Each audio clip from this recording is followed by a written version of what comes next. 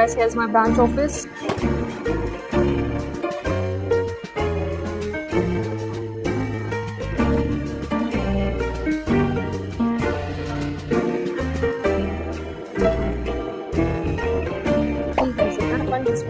कर दिया है। तो hello everyone, welcome back to my YouTube channel. मैं Harshita Rathore as a branch post master India post में काम कर रही हूँ और आज के इस वीडियो में मैं आप सबके साथ शेयर करूंगी कि इंडिया पोस्ट में जो जीडीएस, बीपीएम और एबीपीएम होते हैं, that is branch post master and assistant branch post master, इनका काम क्या क्या रहता है। मतलब बीपीएम को क्या काम करना पड़ता है और अगर आपकी पोस्ट एबीपीएम रही तो उनको क्या काम करना रहेगा। जब आप फॉर्म फिल करते हो जीडीएस का, तब आपको प्रेफरेंस डालते समय देखना होता है कि कौन सी पोस्ट कौन से बीओ में बीपीएम की है या एबीपीएम की है। BPM means branch post master और एबीपीएम मतलब असिस्टेंट ब्रांच पोस्ट मास्टर।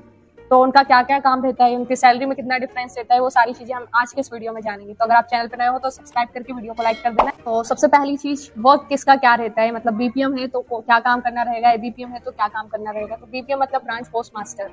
तो बीपीएम का काम जो रहता है वो ऑफिस में रहता है, उन्हें ऑफिस आना होता है और जो भी सारा काम रहेगा ऑफिस से रिलेटेड ही रहेगा। वहीं अगर एबीपीएम की बात करें तो इनका काम फील्ड्स में रहता है।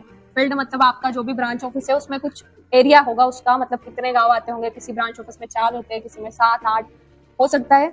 आपके ब्रांच ऑफिस में ज्यादा हो, कभी कम भी होते हैं। तो जितने भी गांव आते हैं उनमें उनको पोस्ट की डिलीवरी करनी रहती है। तो इनका काम फील्ड्स में रहता है, वहीं बीपीएम का काम ऑफिस में रहता है। दूसरा, बीपीएम जो होते हैं उन्हें ऑफिस में डेली ट्रांजेक्शन करना होता है। ट्रांजेक्शन मतलब जो भी पैसे की लेन देन है, चाहे जमा करवाना है किसी कस्टमर को, विड्रॉल करवाना है या फिर अकाउंट ओपन करवाना है, तो ये सारा काम जो भी रोज के ट्रांजेक्शन रहते हैं वो करना होता है एक बीपीएम को। वहीं एबीपीएम का काम रहता है डाक की डिलीवरी करना। पोस्ट की डिलीवरी मतलब जो भी जितनी भी डाक आती है आपके ब्रांच ऑफिस में एक दिन में, उसे डिलीवर करना गांव गांव जाकर। और उसमें पीएमए रहता है एक एप्लीकेशन, उसके थ्रू बताना कि कितनी पोस्ट डिलीवर हो गई है एंड कितनी रिटर्न है, मतलब अगर कोई नहीं मिल पाता है तो वो सारी चीजें भी बतानी होती है। तो ये वर्क रहता है एक बीपीएम का और एबीपीएम का।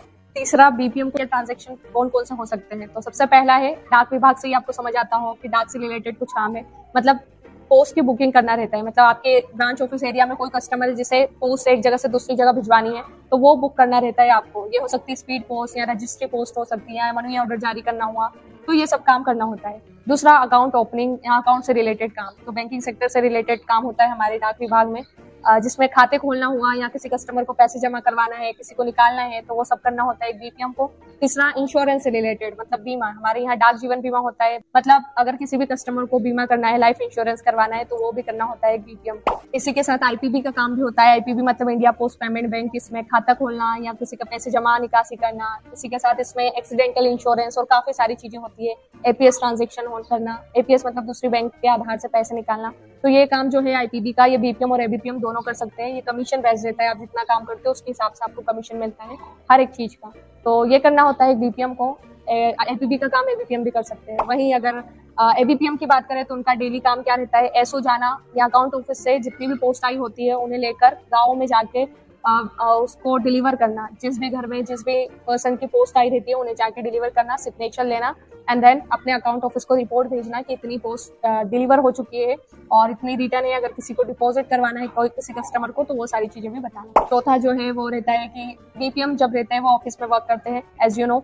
तो ऑफिस में जो भी कस्टमर्स आते हैं उन्हें पोस्ट ऑफिस की स्कीम्स के बारे में बताना कि अकाउंट से रिलेटेड जैसे आरडी एफडी करवा सकते हैं, महिला सम्मान स्कीम है, तो काफी सारे स्कीम्स है, उनकी इंटरेस्ट रेट भी काफी अच्छी है। तो वो सारी चीजें बीपीएम अपने ऑफिस से रह के जितने भी कस्टमर्स आते हैं उन्हें बता सकते हैं। वहीं एबीपीएम की अगर हम बात करें तो फील्ड में लोगों से जाके इंटरेक्ट करते हैं, तो वहां जाके लोगों को बता सकते हैं about post office schemes and plans. And the last point is salary. अगर आप ब्रांच पोस्ट मास्टर की पोस्ट पे ज्वाइन करते हो तो आपकी बेसिक सैलरी रहती है 12,000 और उस पर डीए होगा 50% जो कि अभी चल रहा है, तो 6,000, मतलब 18,000 प्लस ऑफिस मेंटेनेंस अलाउंस मिलता है। किसी को 250, किसी को 500, तो 18,000 प्लस एक बीपीएम की सैलरी रहती है। वहीं अगर एक एबीपीएम की बात करें हम तो इनकी बेसिक सैलरी रहती है 10,000 रुपए और इन्हें डीए 50% के हिसाब से 5,000 मिलता है और कुछ स्टेशनरी चार्जेस मिलते हैं 25 रुपए और साइकिल अलाउंस मिलते हैं 180 रुपए। तो ऐसे करके 15,000 प्लस सैलरी होती है एक एबीपीएम की। तो आई थिंक 2-3 हजार का डिफरेंस आ जाता है बीपीएम और एबीपीएम की सैलरी में। अगर आपको पूरी डिटेल में चाहिए तो इसके भी रिगार्डिंग मैंने वीडियोस बनाए अपने यूट्यूब चैनल पे, तो आप जाके देख सकते हो कि बीपीएम और एबीपीएम की सैलरी कितनी होती है।